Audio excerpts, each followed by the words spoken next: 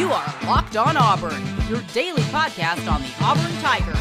Part of the Locked On Podcast Network, your team every day.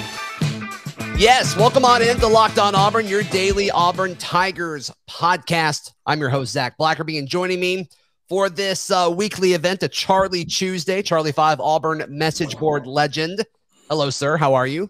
What's up, man? It's kind of a boring weekend. Not a whole lot happened. What a ridiculously— What are we going to talk about? Nothing happened with Auburn sports this past weekend. No, it's crazy. Let's make a list. If you would have told me that the week coming out of Bo Nix being benched for TJ Finley, and that's not what most people want to talk about, I would say that you were crazy. I would say that you were absolutely off of your rocker, and I don't know how to help you. But somehow that's where we are, Charlie 5. Yeah, we have battling storylines right now. Which one's going to get the headline with the firing of Cornelius Williams 4 games into his very short Auburn career, battling against who's going to start this weekend. It's kind of crazy for your SEC week of your SEC home opener. Yeah, welcome to LSU week, right? Unbelievable.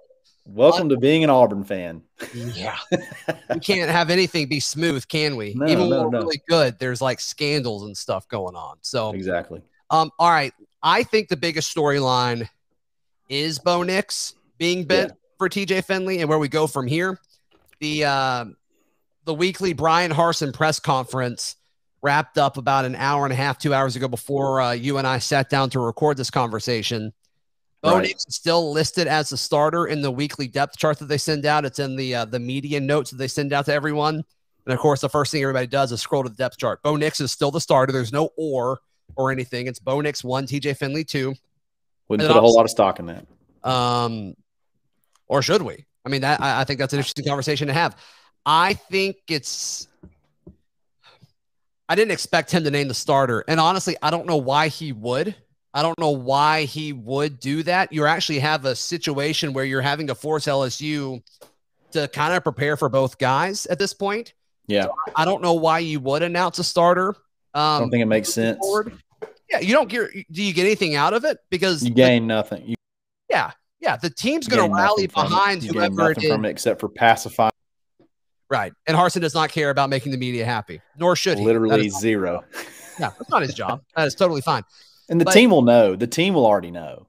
So, like, it's not like they're going to find out Saturday before kickoff. It's a big surprise who runs out in the huddle. Like, they're going to already know before the game starts. So they'll have plenty of time to adjust and rally, like you said. So don't bet on knowing before Saturday. I wouldn't imagine. Right. So I think I don't know. I just don't think we're going to know, because there's not really another point where he would announce it, because he's not going to announce it during the teleconference. But it sounds like Bo Nix talked to another show, the first round, the next round is what it's called. It's a morning show, and they asked him, and he handled that interview with such maturity and such professionalism and poise. So props to him. And he talked about that later in the interview. One of the last things that they asked him, but he said that do you have any thoughts on that first?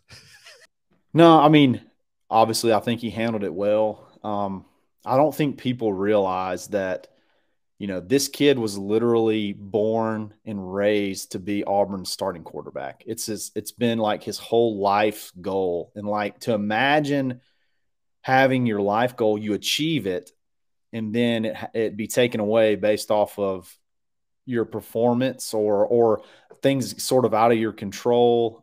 It has to be just absolutely crushing. And I think he's handled it as good as he possibly can.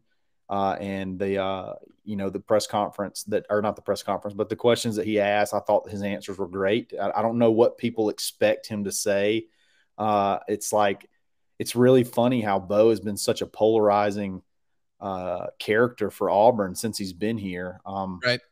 I don't really get it. I mean, he works hard. He's been a leader. He practices after the practice is over. He's always getting people to throw routes and things like that. And, he probably came to Auburn for the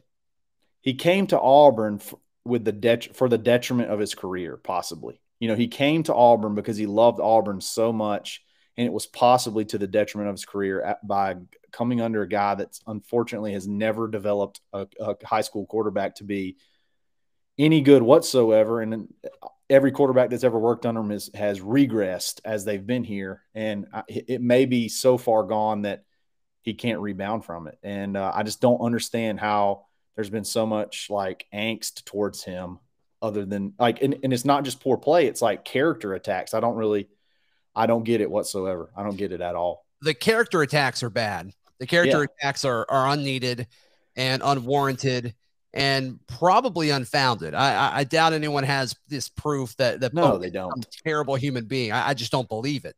In fact, the folks, we had comments on yesterday's show on the YouTube section, talk about how they've met Bo Nix and he's a respectful dude. And that's really what I've heard. Nothing but that. So you had a Twitter troll, Auburn Twitter troll who put a picture out of Bo at some point in time during the game, standing by himself and trying to portray a message that Bo is selfish and he wanted to pout. One picture in the 15 plus minutes left of the game that he was standing by himself. And there was multiple camera shots where he was mixing in with GAs amongst the teammates, things like that. And then he posts stuff on his social media afterwards, very supportive of TJ. I don't get it. I don't get it. It makes no sense to me whatsoever. Yeah. And then I think it was Friday, he posted that partnership that he had with Breaking Tea, right? Where you could buy those shirts that are of the meme. He talked about redeeming the meme, which I think is hilarious. I think he did that as a fan service for us because, I mean, selfishly, I think it's awesome. And you could say, well, he's going to make money from it. It's like, yes, he is going to make money from it. But he said that it's all going to either to help pay for Luke Deal's father with that fundraiser that the offensive line's doing. And then there's a ministry, a local ministry that's helping with, folks that are hungry. So I think that's a big deal because he cares about this community, cares about this area, and he cares about his teammates. So there's a lot of things going on there. Now, the question of, is it best for Auburn for him to start on Saturday? That's a different conversation. And I'd love to hear your thoughts on it. Oh man, I could go on forever. I'll try to make it quick, but at this point in time, so I compared it to baseball. So in baseball, a great pitcher can go out and he can have a bad day, a bad outing, and they can yank him really quick, and it's no big. I don't know that property works in football because typically you only see guys get pulled in games when the game's way out of hand or there's an injury or he's just really not performing and you have to go to the backup to get a spark. You look at Alabama in the national championship when Saban went to Tua at halftime and then Tua took over from there on out. It wasn't he was just having a bad night and then we're going to throw Jalen back out there. Another thing is I saw genuine excitement from the team, not just the fans. Obviously the fans, the backup quarterback's always the best player on the team. Sure. But I mean, I think I text you. I don't know if TJ is the answer, but maybe the team thinks he's the answer. And that is possibly the most important thing. The guys getting excited, rallying around him. I don't know the answer, but I think that I personally think you kind of have to go to TJ unless you really do want a distraction or some type of controversy. Mm-hmm. Right. I just can't imagine, and we'll talk about, how Harsin handled his coaching change and all that, because I know you have thoughts on it over the weekend. But if he starts Bo on Saturday, which currently, if I had to predict who starts, I will say it's Bo Nix. But if he starts Bo and then Auburn looks really bad against LSU and they lose that football game, I just can't imagine what the fan base is going to do. I think the fan base is going to lose their minds if that happens. Yeah. I mean, or if he has to pull him again, they're going to be like, why didn't you already knew this was going to happen? Why didn't you just go with TJ? I mean, I get it. he puts himself way out on the line if he starts Bo again. But Harson's the kind of guy that doesn't really care about stuff like that. He's only going to start. He's going to start who he thinks can help him win the game. Like who's got the best chance to win the game, period. Right. We've seen that over and over again. I don't think he's really cares about pacifying fans. He doesn't care about pacifying the media. He pretty much told the media in one of the press conferences, I don't have to tell you anything. I don't owe you an answer on who's going to start. So and he's correct. He is correct. He's absolutely correct. Yeah. As somebody who sits in on those press conferences, you don't have to tell us. I sit in there just in case that you do, but you certainly right. have to tell us that. Sure. Just shooting from the hip right now, who starts on Saturday? I mean, I think I would be shocked if TJ's not the starter. Okay. I really would be. I'd really be shocked if TJ's not the starter. Yeah, I mean, I could see it going either way, man. I could see it going either way. It's going to be crazy. It'll be fun to watch. Never a dull moment here on the Plains. Charlie 5, you and I both love Frisky Whiskey. We drive over a short drive from the Auburn, Opelika, Lee County area, right into Georgia. Once you get close off of I-85, you'll see all of the billboards telling you where to go. Look, it is you're not going to find a better selection in this area, and you're not going to find it for a better price. And I know folks, they don't get to tailgate in Auburn this weekend, but next weekend it's going to be crazy when Georgia comes into town. And so that is going to be the place to get everything you need for your tailgates. Also can have lottery stuff if you're into that sort of thing. But check out our friends at Frisky Whiskey. Also, today's show brought to you by our friends at Prizepix. Prizepix.com. It is daily fantasy made easy. I love this. I know you will too. You can pick all kinds of different props and you can kind of stack on top of each other. You love props. I love props. Listeners and viewers love props. But you can kind of mix and match for different sports. So if you wanted to take, you know, a college basketball line and then a college football line, you can kind of mix all of those things together later in the season when that happens. So go to prizepix.com, use promo code Locked On, or go to the App Store and download the app today. Prizepix is daily fantasy made easy. Charlie 5, there was a coaching decision made on Sunday. Cornelius Williams has been let go. Your thoughts? At first, I was just shocked because it kind of seemed early. And then, you know, I saw a lot of people talking about it. This is a scapegoat. This is that. This is the other.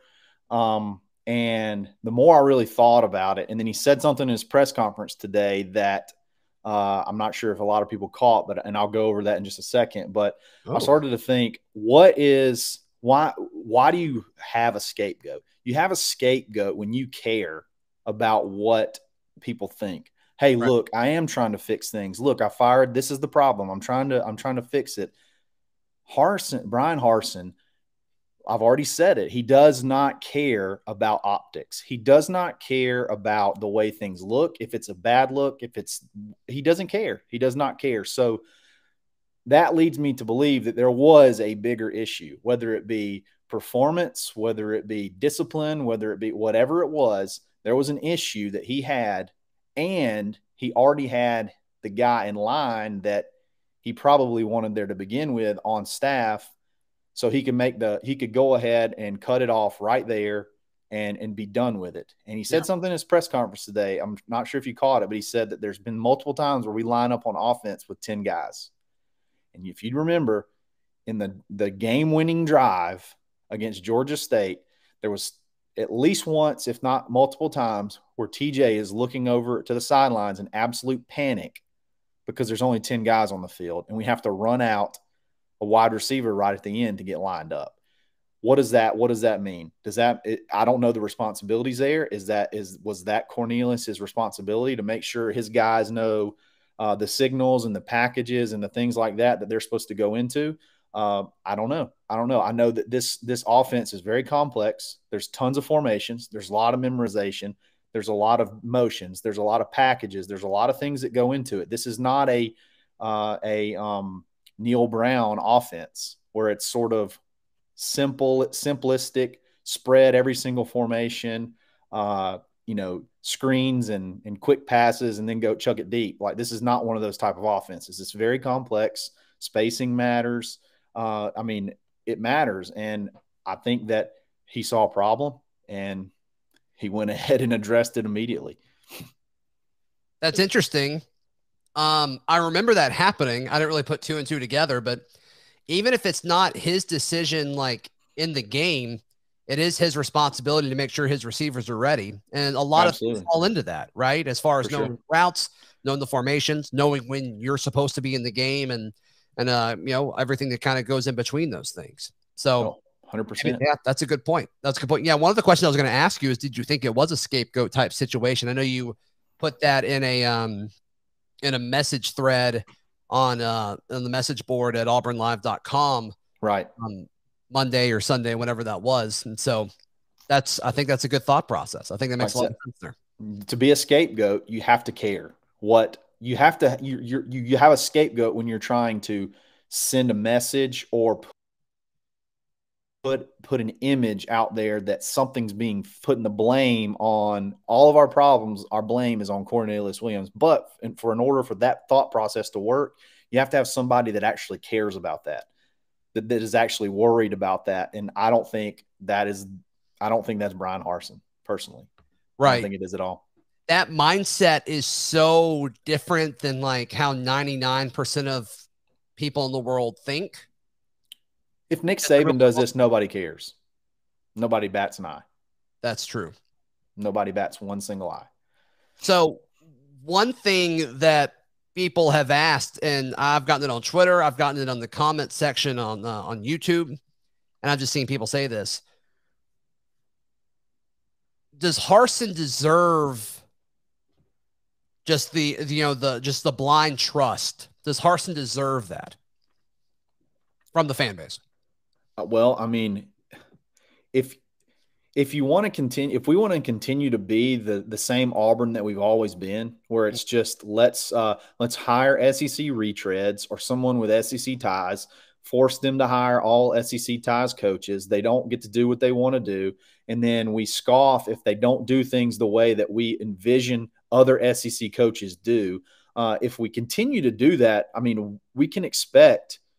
I mean, how can we not expect the same results? I mean, until this guy proves that he can't get the job done. I mean, we're 4 games in.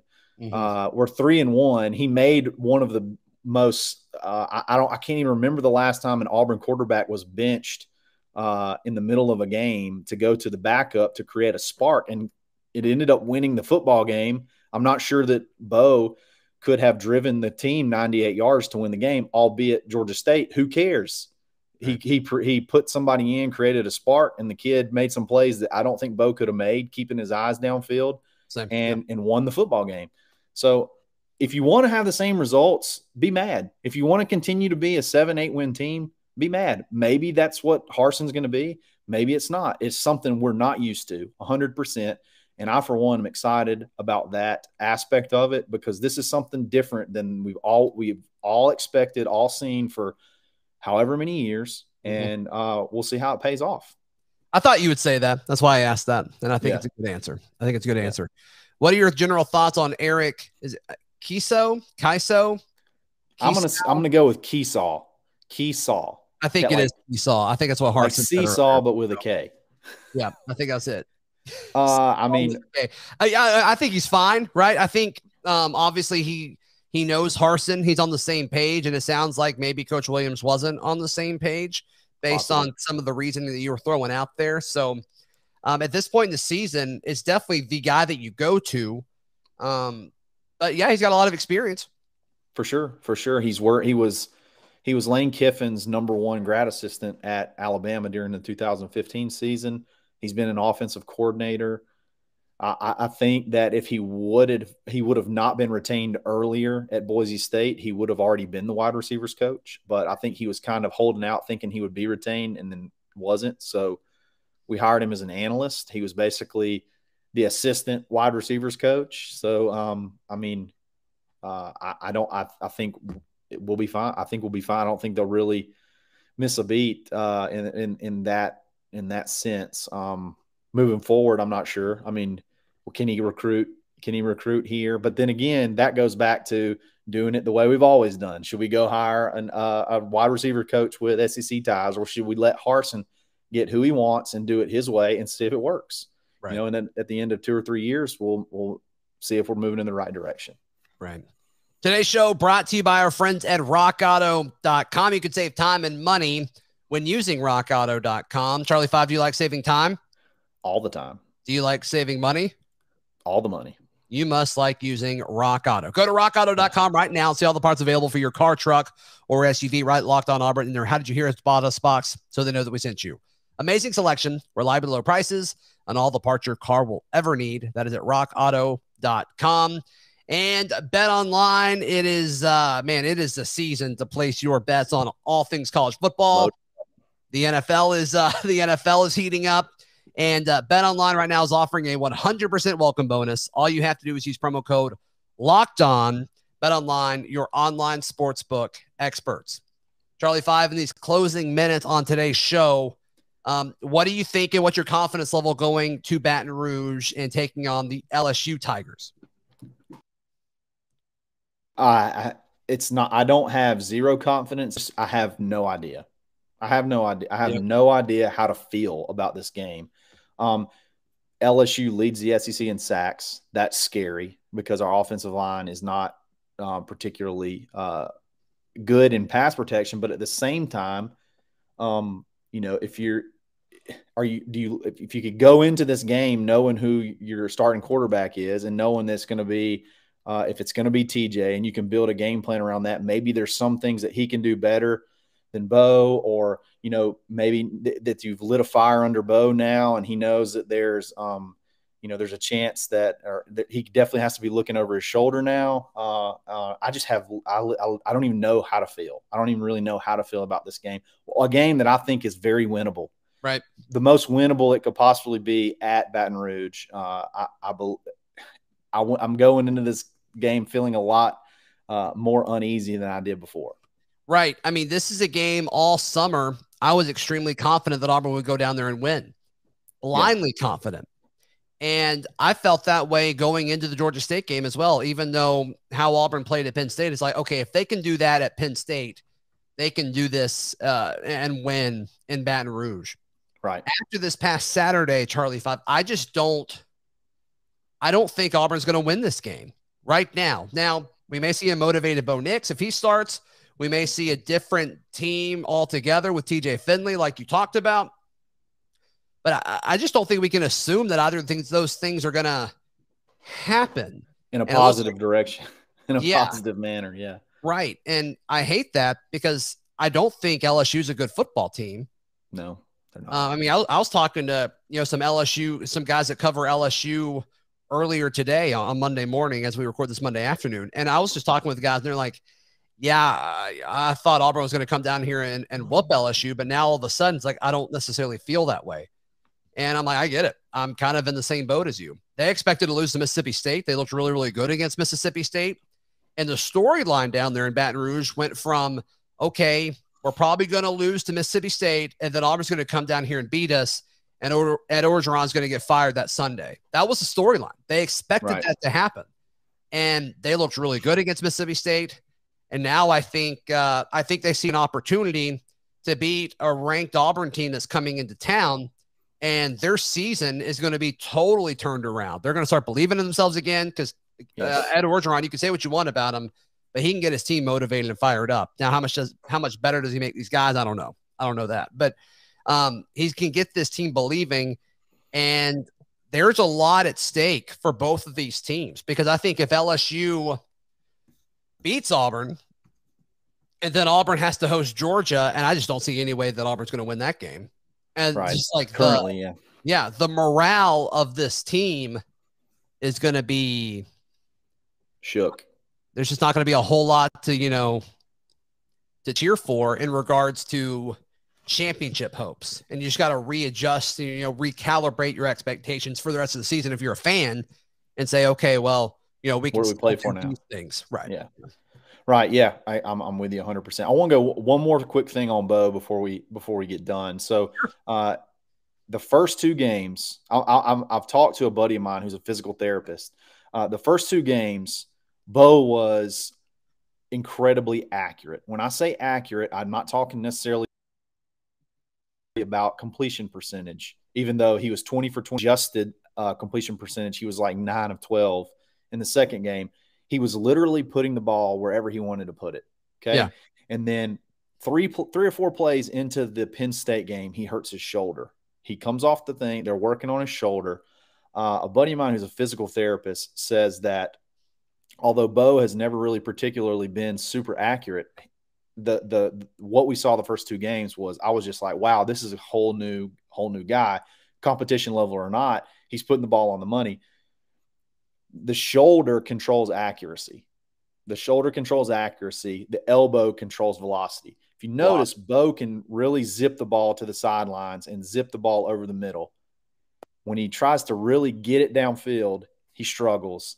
I wonder if there's an injury that is really making it very hard for him to be able to put the ball on point right now. And I would be interested to see, as the season played on, if he could get better, if he would have the chance to possibly earn his spot back. That's something to think about. That's definitely something to think about, because I don't think it's arguable that you definitely saw him laboring in the Penn State game after about 3 or 4 plays in the game when he got hit and went down on his shoulder. I don't think that's really questionable, but his accuracy just the last 2 games has been it's night and day from the first 2 games. So just to play devil's advocate, all that could be true. I have no idea. But just to play devil's advocate, if you were Harsin and you wanted to protect Bo Nix, why wouldn't you blame it on that? Well, do you want to tell the opposing team that your quarterback has a shoulder issue? I mean, I don't think it matters. I don't think that information matters if you're the opposing team. I'm just saying for protecting your quarterback and for his confidence, because he's getting ripped to shreds wherever you look today. Well, I think that goes back to Harsin not caring about what other people, outside voices, say. He knows how Bo. He knows about Bo. The college kid's going to care about that. You would think. Do you think they care more about what the public says or what their coach thinks? Or is it the same? If Harsin said, it probably depends on the kid. Yeah, it probably does. It probably does. Now, I wouldn't be shocked, and you can tell, like, Bo seems to only log in when he's doing an NIL thing. He seems to stay off of it otherwise. So he may have no idea. I mean, he probably assumes it, but he may have no idea what's being said right now. Sure. That's true too. I don't know. That's true too. But it's a whole new way of doing things. And, you can be upset about it and wish that we would continue to do the same things that have produced 7-8 wins a year over the last 20 years, or we can embrace a new way of doing things and just see how it plays out. Otherwise, I feel like we're not going to be happy with regardless. Yeah. Craziness. It's crazy. SEC opener week, babe. SEC opener week. Oh my gosh. I love that Stoltz asked Harsin about, like, hey, are you preparing for anything crazy for LSU? Something crazy always happens. And he listed all these things, and he's like, maybe something catches on fire. And Harsin stopped him and was like, what do you mean something catches on fire? And he's like, yeah, in 96, a barn caught on fire or whatever. And he's like, I missed that one. But I mean, this is just the most LSU week thing I've ever seen. You know what I mean? It's like, of course, there's a quarterback controversy 4 weeks into the season going into LSU. Oh, and by the way, one of the quarterbacks involved was LSU's quarterback last year. Right. I love it. I will say this about starting TJ, that could not be the worst. I don't know if that could. It could either go. I feel like it could go one way or the other. It could be really fire him up and he could play good, or it could be way too big of a moment for him. And I don't know. That is the only thing that I'm reticent about starting him, is that may be way too big of a moment for him to go back to Death Valley. People be ripping him apart, calling him a quitter, calling him this, calling him that, and just really hammering him. So I don't know. This is such an LSU game. What a story, right? I mean, Auburn has gone down to Baton Rouge and just faced failure every time for 2 decades. And then TJ Finley comes to town, the former LSU quarterback who Auburn steamrolled at home at Jordan-Hare Stadium last year. He joins the team anyway. So 30 for 30. And he leads the team to victory. What if I told you? First time. Yeah. I mean, it would just be. Write the script. What a moment it would be. And just with Auburn's production team, which I think is one of the best in the country, War Eagle Productions would put something together and it would be incredible. It would make you ready to run through a wall for sure. It would be beautiful. It would be awesome. And just the storylines and everything that went with that, it'd be really, really cool. But epic. We'll see. I think Bo starts on Saturday, but I don't know. Is one drive enough? Is one drive enough to kind of cancel everything that Bo Nix has done? I don't know. And some people will be like, well, what has Bo Nix has done? And that's a very valid question that I don't have an answer. That is true. That's true too. Yep. Charlie 5, you're everywhere these days. Where can people find you and hear you? You can find me on Twitter at @the_Charlie_5, the AuburnLive.com, the corner message board, Auburn 247 Sports Body Get Aboard, or Monday through Friday on the Dad Bod Golf Pod. You guys do an awesome job. You guys have a lot of Auburn-related people on as well. So if golf is your thing. A lot of Auburn flavor. Yep. You've taken some of my best listeners, by the way. There's been some awesome ones to join for sure. Yeah. Well, hey, go check out the Dad Bod Golf Pod, wherever you listen to podcasts and on YouTube. I'm on Twitter at Zac Blackerby Show, on Twitter at Locked On Auburn, and on Instagram at Auburn Podcast. Tomorrow, it's a War Report Wednesday right here on Locked On Auburn.